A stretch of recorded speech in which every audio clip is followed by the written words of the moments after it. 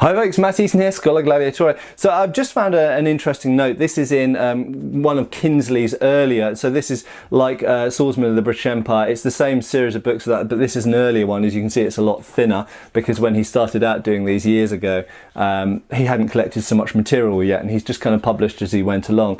The later versions have an intro by yours truly, by Matt Easton, but the earlier versions don't. But there's a source in here, I was just thumbing through this, and there was a source in here I stumbled across which I have actually read many times before, and I've even referred to in previous videos, but I've not explicitly made a video about it, and I just thought that I would briefly do so because I think it's interesting.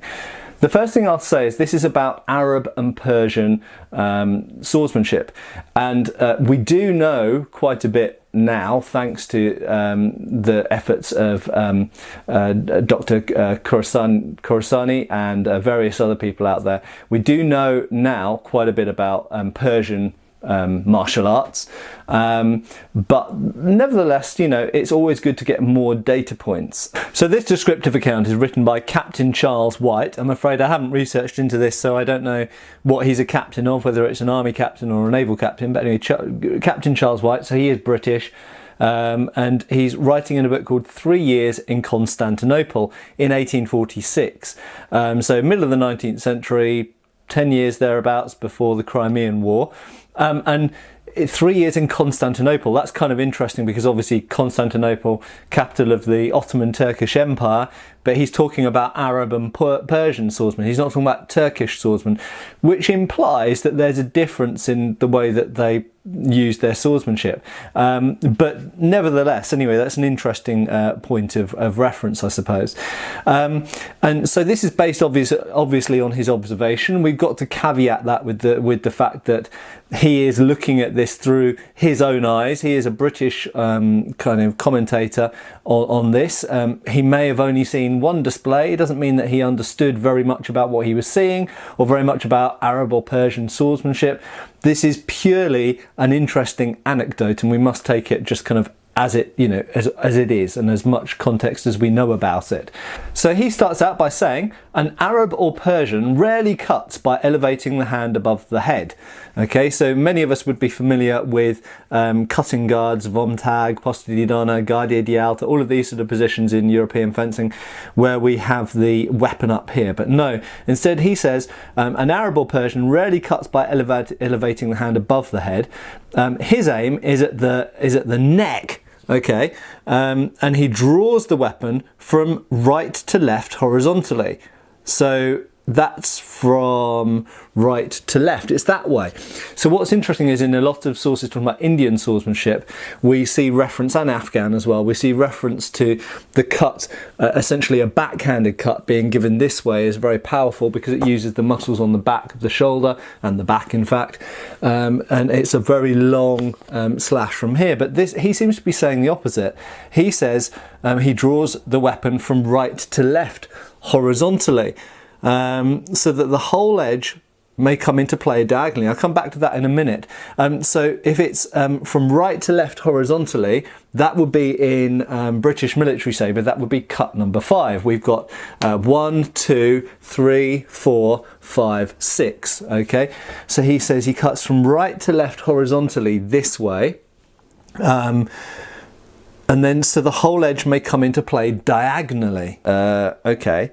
Horizontally and diagonally, I'm confused now. So his aim is at the neck, and he draws the weapon from right to left horizontally so that the whole edge may come into play diagonally. Maybe he means diagonally that way. I think it probably does. Okay, so it doesn't mean diagonally as like this, but it means diagonally like that, I think. So essentially I'm drawing the edge across with the tip slightly extended. That makes some degree of sense. Okay, if the stroke fails, in other words, if I miss or whatever, the person dodges, the weapon is passed rapidly around the head and falls again into a horizontal position. Ooh, so around here. Ba-dumph. Into a horizontal position, which is the ordinary guard. So he's saying, I think, or maybe horizontal position. I don't really know what I think he's saying that somewhere around here, this is the ordinary guard from his point of view, based on what he's seen. of Arab and Persian swordsmen, and that they aim to cut horizontally at the neck here, pass it around the head and come back to here again. That's kind of interesting. I've never used anything like this as a guard position, but as a saber fencer, it's not a terrible position. If someone goes for my sword arm, I can easily protect this side of my sword arm or this side of my head with here. If someone attacks that side, I can easily lift it up to there. If someone attacks down there, there's a couple of ways of defending it, either with what we call guard 3 or slipping it into prime and coming back around. If someone thrusted me, there's a couple of ways again of dealing with it. I can either close it out to terce, or I can drop it down to second. There's various things I can do from there, so it's not a terrible position, and it keeps the hand back anyway. I don't know, he doesn't really say whether they have the hand extended or back, but my intuition is to keep it back, because then you can power the cut more and the arm's loaded and ready to go out. And then he says, to practice this mode of cutting, the Eastern swordsman, not me Eastern swordsman, Eastern swordsman, places himself opposite to a wall or a tree. He then rests the right knee, you can't see my right knee, but I can assure you it is down here. He rests his right knee against the object and stands firm upon the left leg, as you would do if your right knee was up. The body well poised and erect. There we go, get as erect as I possibly can. Unsheathing his weapon, he draws it rapidly in a horizontal position from right to left on a level with his beard. I don't have a beard, but that's where it should be. Okay, around here, I've got all sorts of objects around me. Now I can assure you, I've got a door to my left, I've got light fitting above me, I've got a camera about 3 feet in front of me. Okay, so I'm doing this so he's doing this, okay? I don't have my knee up, I have to, because I've got nothing to lean it against, okay? So he's doing this-ish, okay? He draws it rapidly in a horizontal position from right to left on a level with his beard, and then brings the hilt rapidly around his head to the same level by depressing the hand as it reaches the left cheek. By depressing the hand, maybe that, round here, okay. Depressing the hand as it reaches the left cheek. Maybe doing that and letting the blade go around the back. That's depressing, because I can't depress the hand any further as it gets to my left cheek than really just turning it over my shoulder, because if I depressed it I'd never get it around my head. Okay, so maybe he means just doing that and keeping it really close to the body. That's interesting. A good swordsman with a pliant wrist, as you can see, this is using all of my wrist mobility, with a pliant wrist will stand within 6 inches of a vertical object and perform this evolution without touching either that or his own turban. Which makes sense, because you notice I am going over my turban, or where my turban would be. So he stands 6 inches away from an object. Oh Christ! And does this. This is quite a good little exercise, and I've known of this source that I've just read for a number of years, and we do occasionally discuss this in class, but I don't think I've ever looked at it in such detail before.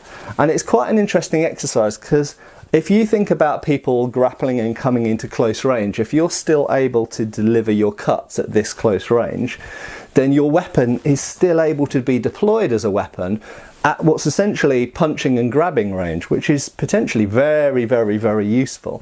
Okay, and also remember that Arab and Persian swordsmen were often using shields, or separs, or dars, and if you're using a shield, then being able to cover with the shield and cut very close around the opponent's shield, or in a melee, is a very, very useful exercise to be able to do. Anyway, there we go, give it a go at home. And let's see if you notice any other little quirks about it that I haven't noticed, but I think it's a super interesting little exercise to do.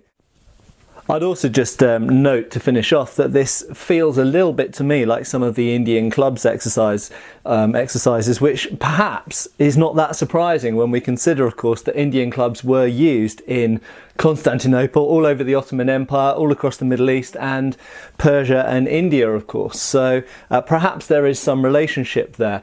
But I think it's a really interesting little sort of suppleness exercise to be doing. I assume that my interpretation of those words is correct. If you have some other ideas about how you think those words should be interpreted, of course, post underneath with share your ideas. Initially, when I read it, I actually thought it was cutting this way, but it very clearly states from right to left, which I think, unless it means from the opponent's right to left, which I don't think it can mean, it can only mean this way. Okay, which gives you this very kind of, it feels quite cat-handed, awkward way of cutting across here.